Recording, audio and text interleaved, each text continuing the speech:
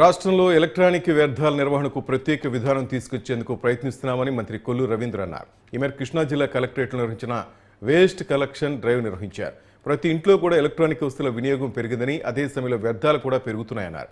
Electronic వస్తువులను పునర్వినియోగం చేయడం కంటే కొత్తవి కొనుగోలు చేయడంతో ఇబ్బందులు ఎక్కువ అవుతున్నాయని, మట్టిలో కలిపే అవకాశం లేనందున ఒక పద్ధతి ప్రకారం డిస్పోజ్ చేసేందుకు ప్రత్యేక విధానం తెచ్చేందుకు ప్రయత్నిస్తున్నామని తెలిపారు.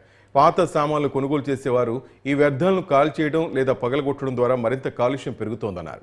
అందుకే ప్రభుత్వం ఈ విషయమై ప్రత్యేక శ్రద్ధ చూపుతోందని మంత్రి కొల్లు రవీంద్ర అన్నారు.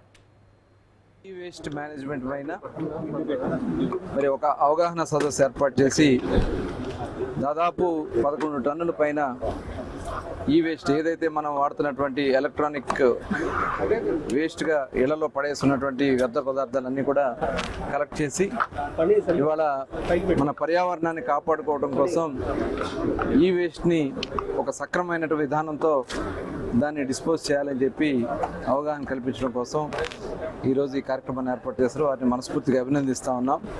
ఇవాళ కొంతమంది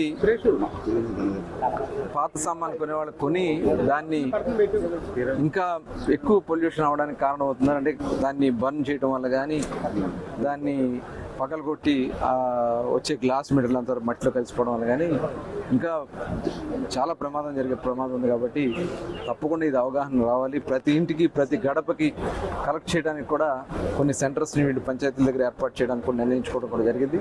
లాస్ట్ గవర్నమెంట్లో చేసినటువంటి విధానాల వల్ల శాండ్కి విపరీతమైనటువంటి ఇబ్బందులు వచ్చినాయి. లాస్ట్ గవర్నమెంట్లో వాళ్ళు ఆదాయ వనరులుగా దీన్ని మార్చుకుని అంతా